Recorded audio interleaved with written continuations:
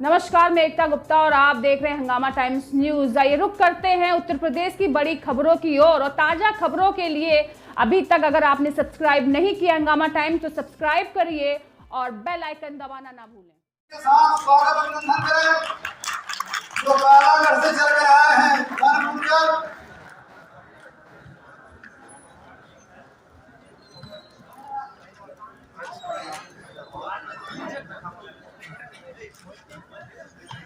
भगवान जी आजाद मौर्य जी, सुनील कुमार मौर्य पिंटू जो भदोही से करके आए हैं। विनोद सोनकर जी,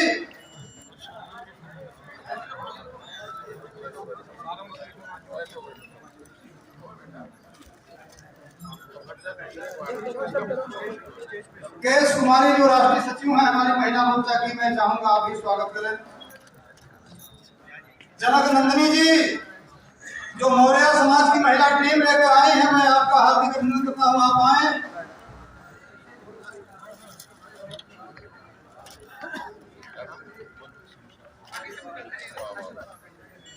राजेंद्र मौर्य आजमगढ़, आप लोग आते जाइए और अपने अपने स्थान ग्रहण करते जाइए क्योंकि समय बहुत कम है। हरिवंश मौर्य आजमगढ़,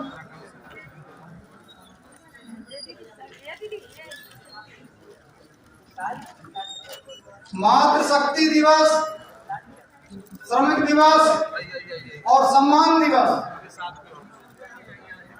सुधाकर मौर्य जो दिल्ली से चलकर आए हैं। राहुल और सिंगापुर माता जी का और से चलता है, इसलिए इतिहास दोहराना होगा। आप अपने कदम चला दीजिए।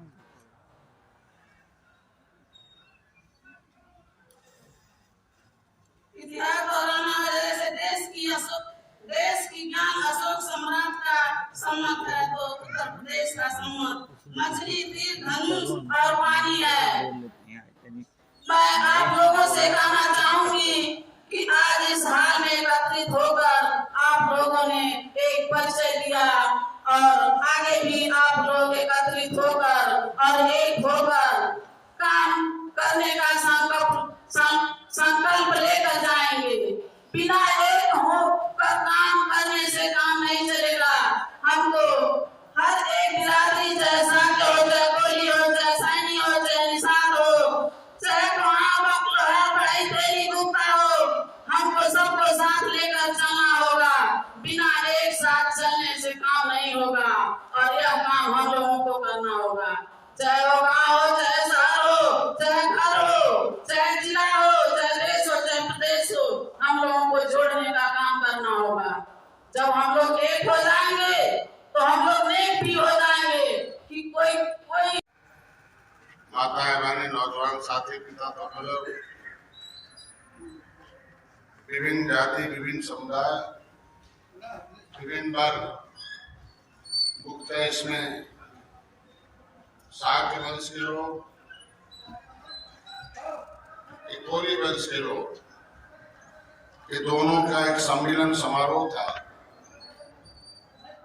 इसकी शुरुआत की जाए, इस सम्मान के बहाने अपने लोगों को कुछ हालात पर चर्चा किए जाए कि भगवान बुद्ध ने क्या किया था, उस समय देश की क्या हालत थी। जब निषाद राय थे, भगवान राम थे, तब इस देश की क्या हालत थी। 70 साल से हम लोग अपने हिसाब से बटन दबा दबा के इस देश में विभिन्न पार्टियों के हाथ में सत्ता देकर क्या पाया क्या खोया, किसे महान बना दिया, किसके हाथ महानता लगी और किसके साथ अपमान आया। इन सब विचारणी बिंदुओं पर क्योंकि हम लोग रात दिन सोचते रहते हैं कि हमें कि अपनों ने लूटा, गैरों में कहा दम था, अब किश्ती वहीं डूबी रहा, पानी कम था। इसी बिंदु पर हम लोग एक योजनाबद्ध तरीके से आपका दुश्मन 3500 वर्ष से विभिन्न रंग रूप में, विभिन्न स्वरूप में आपके इस भारत की संस्कृति पर तरह तरह से डाका डालकर, तरह तरह से इस संस्कृति का नष्टीकरण करके, इसको स्वरूप को बदलकर आपको मन मस्तिष्क में आपके उस इतिहास, आपके उस गौरवशाली जो प्रेरणादायी सुखदायी जो इतिहास था, जो शासन काल था, उसे कैसे भुलाया गया, कैसे भूल सकते हैं, कैसे भूल रहे हैं, और कौन सी ऐसी शक्तियां जो आपके इस गौरवशाली इतिहास को मिटाई है, और कौन ऐसी शक्तियां हमसे दिखाने का काम कर रहे हैं। इसी बिंदु को लेकर आज हम लोग उपस्थित हैं। मंच पर बैठे हमारे नेतागण, मैं तो बहुत बधाई दूंगा। कभी हमारे माननीय राकेश मौर्य जी, इनके माध्यम से 2 नेता मिले थे मौर्य वंश के। उस समय कोई नेता नहीं था, एक सांसद थे ललित कुशवाहा जी, एक राकेश मौर्य जी। इनका मैं भाषण सुना था गोरखपुर में। उस समय मैं सोशल एक्टिविटीज था, मैं कोई राजनीतिक नहीं था, मैं पेशे से चिकित्सक था, लेकिन अभी उनके दिए हुए भाषण वो अक्षर से मेरे दिमाग में कि क्या इतिहास रहा है मौर्य वंश का, क्या कलिंग युद्ध हुआ था। मैं यह मंच पर वो नहीं बताने के लिए आया, लेकिन आपको हेडिंग जरूर दूंगा कि आपके पुरखों ने भारतीय संस्कृति के लिए कितना खून बहाया है। आपके जो खून में कहा गया कि खून के रिश्ते होते हैं, ये आपके जो अंदर बहने वाला जो रक्त है, जो आपके शरीर में जो खून है, जो आप अपने बच्चे में ट्रांसफर करते हैं, या हमारे माँ बाप ने हमारे अंदर जो ट्रांसफर किया है, हमारे पुरखों ने उस खून को हमारे अंदर पेश कर रखा है। तो उसको अगर हम नजर डालें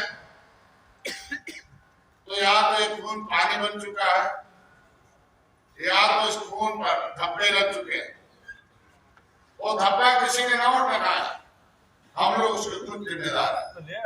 इसलिए उस खून के धब्बे को हम लोग धुल सके, उस खून को पानी बनने से रोक सके, और वो जो अशोक सम्राट का राज था, इसमें से बहुत कम लोग कुम्भरार गए होंगे। पटना में जगह है कुम्भरा, और उसमें कम लोग गए होंगे, जितने गए हो थोड़ा हाथ उठाने का कोशिश करें। और कुम्भरार के इतिहास को अगर आप दोहरा सकते हो तो अपनी सोच को बदलना पड़ेगा। वहां अभी भी लिखा हुआ है कि जैसे बालकनी है 30 फुट ऊपर है, 25 फुट, तो मिर्जापुर के पत्थर को ले जाकर उस किले को बनाया गया था। वो पत्थर कहाँ का था? वो निषाद राज के किले का।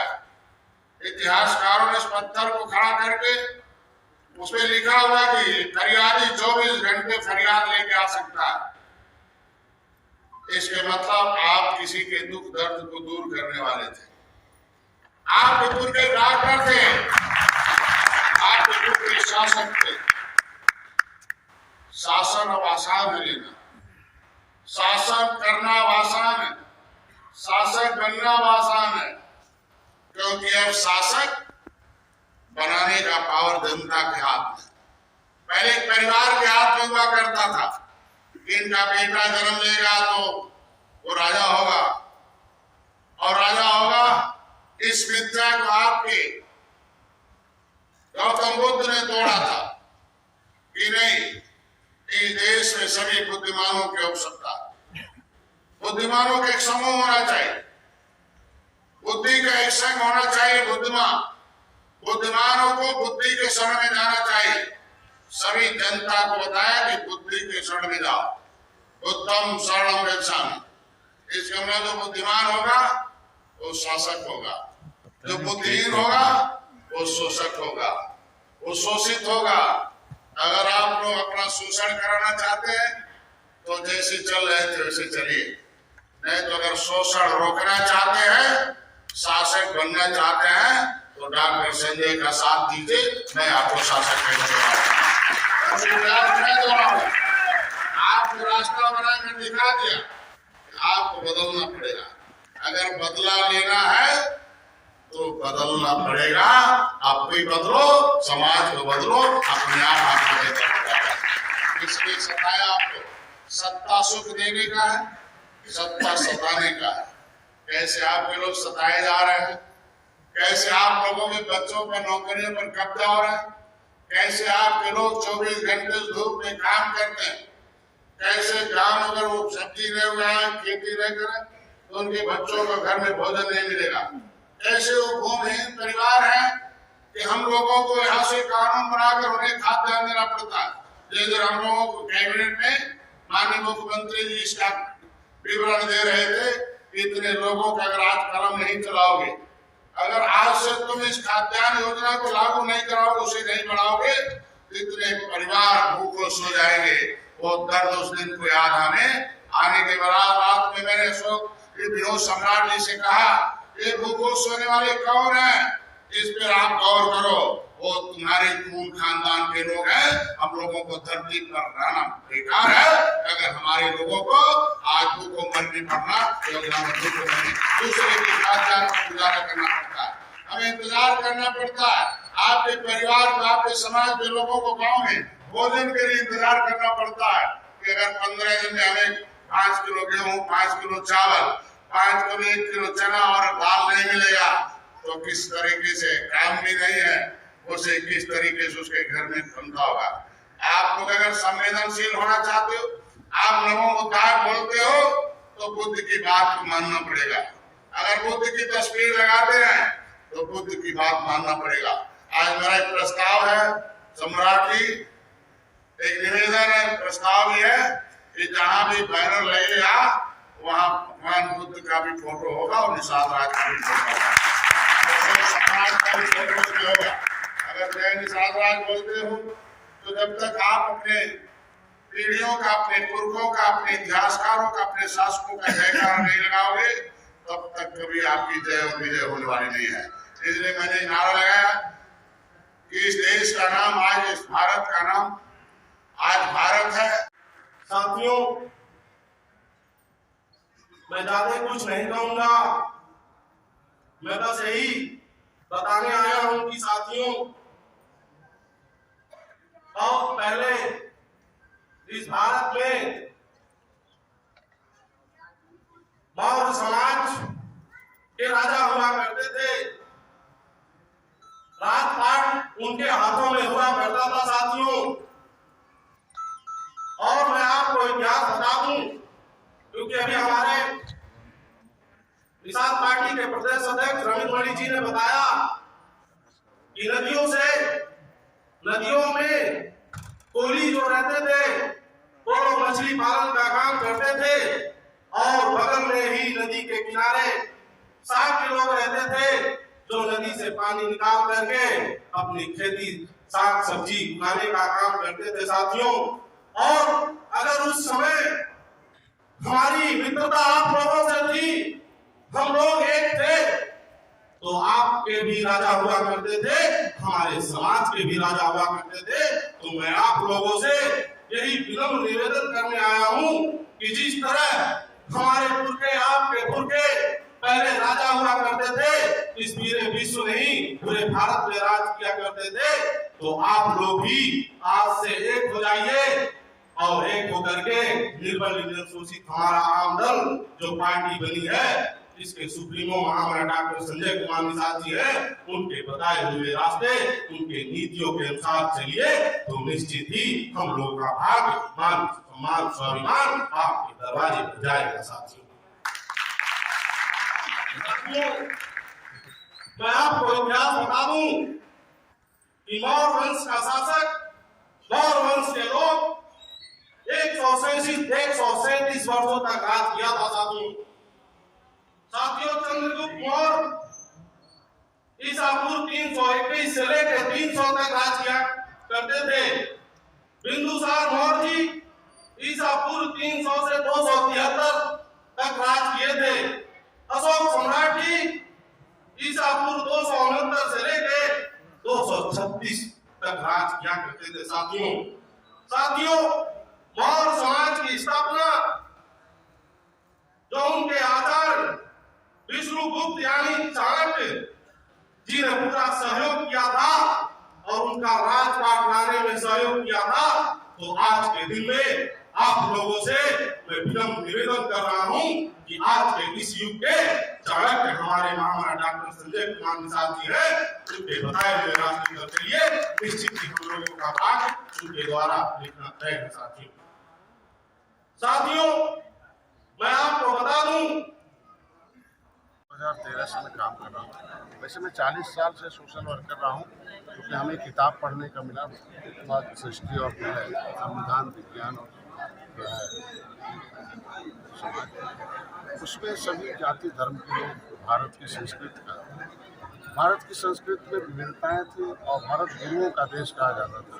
तब इस देश में दुनिया के लोग आते थे ज्ञान लेने के लिए, लेकिन कुछ आक्रमणकारी विदेशी ताकतों की वजह से भारतीय संस्कृति का नष्टकरण किया। उसे भारतीय संस्कृति को पुनः स्थापित किया जा सके, उसके लिए हम इसमें जागरूकता अभियान किया कि इनके अंदर क्या कमियां हैं, जैसे कुरीतियां आ गई हैं कि स्वतः एक ऐसी एक्सीडेंट किया था विदेशी ताकतों ने कि अपने बहुबलशाली इतिहास को एक हो जाए। तो आया पढ़ने में मिला कि भाई कि political power the strong than the god power. हमारे भारत को राजनीति शुरू से राजनीति दुनिया में हमारे भारत से गया। बुद्ध का जन्म यहाँ हुआ। बुद्ध की माँ कोली थी और शाक्य पिता थे, मतलब कोली और शाक्यों का मिलन बहुत पहले था। इसके मतलब एक अंतर जाति संबंध थे पहले थे, तब दुनिया में एक इतिहास था। बुद्ध आज 84 देशों में उनकी विचारधारा चलती है।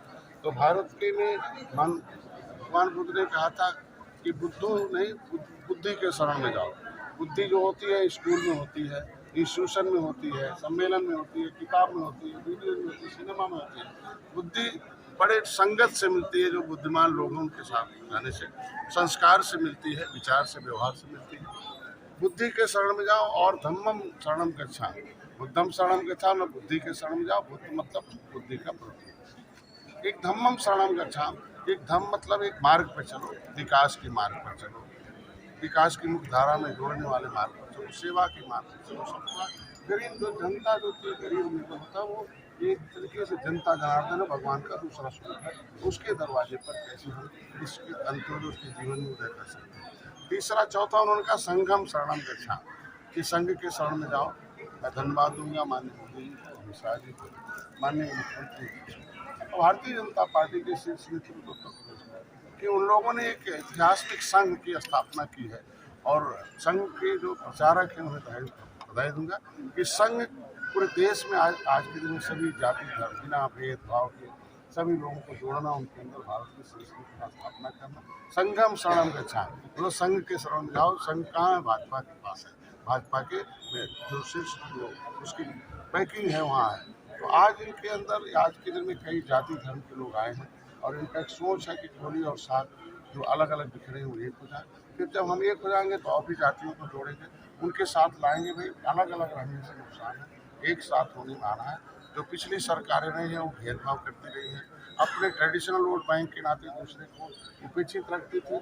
आज आओ अपने वोट बैंक को, अपने लोगों को पढ़ाओ कि कैसे हम शिक्षा से कोसों दूर हैं, हम किस कारणों से आज पीछे हैं, कहाँ हम बेरोजगार हैं, तो रोजगार के साधन संसाधन के कैसे मिल सकते हैं, इनके जीवन में सुधार कैसे हो सकता है, एक शिक्षा में आ सकते हैं। तो इनका एक गौरवशाली इतिहास है, बुद्ध का एक गौरवशाली, अशोक सम्राट का एक गौरवशाली इतिहास रहा।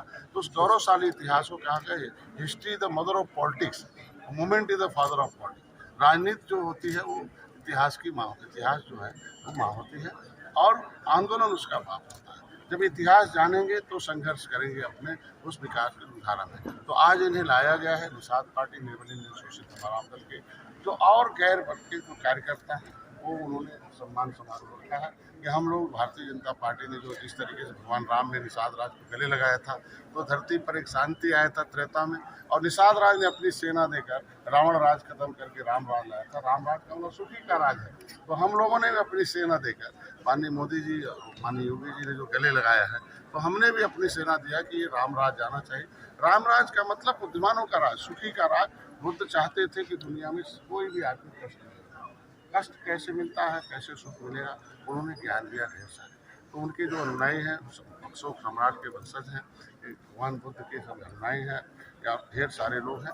ये लोग कैसे, हम लोग आज भारतीय संस्कृति में, भारतीय संस्कृति को किसने नष्ट किया था, मुगलों ने, अंग्रेजों ने, उसके प्रति इनको बताना है कि भाई आज राष्ट्र निर्माण और संस्कृति के निर्माण, जो जितने भी भारतीय संस्कृति हैं, आज भारतीय जनता पार्टी उसे धरातल पर आ रही है, उसके लिए मंत्रालय बना रही थी, उसे विकास की मुख्यधारा से जोड़ना है। इन्हें बताना कि भाई आप अपने भी गौरवशाली इतिहास को, भारतीय संस्कृति की जो हमारा संस्कृत विभाग है और जो मेरा पर्यटक मंत्रालय है, उसमें भी भगवान बुद्ध के, अशोक सम्राट के बारे में जहाँ जहाँ भी अवशेष हैं, जहाँ जहाँ भी हमारे स्वतंत्र लोग हैं, और हमारे लोगों को बताना, जहाँ जहाँ भी निषाद राज दुराज महाराज थे, ऐसे लोगों की प्रतियां हैं, उसे लाया जाए, उसे उस संस्कृति को आगे लिया। तो आज के इस कार्यक्रम में पूरे उत्तर प्रदेश से विभिन्न जिलों से लोग आए हैं। लगभग इसमें सभी 75 जिले के लोग आए हैं, इसमें महिलाएं आए हैं, और ज़्यादातर लोग इसमें मौर्य और निषाद वंश के लोग हैं, और उसके सहयोगी और भी हैं, गुर्जर हैं, आजकल में जाट हैं, मुसलमान हैं, और ढेर सारे ठाकुर हैं, शर्मा हैं, बड़े हैं, जो पिछड़ी जाते हैं, उससे तो संघ की शरण में जाने से सबका भला होने वाला है। निश्चित रूप से संघ जब तक एक नहीं होंगे, एक छतरी के नीचे नहीं होंगे। राजनीतिक पार्टी ऐसी होती है जो एक छतरी होती है, एनडीए एक छतरी है, उसके नीचे सब लोग हैं, अलग अलग रहते हैं, तो क्या परिणाम है, एक है। तो उस भारतीय जनता पार्टी एक करने के लिए हम लोगों को अवसर दिया, हमें एक होकर अपने सभी लोगों की समस्याओं का समाधान। बहुत बहुत धन्यवाद।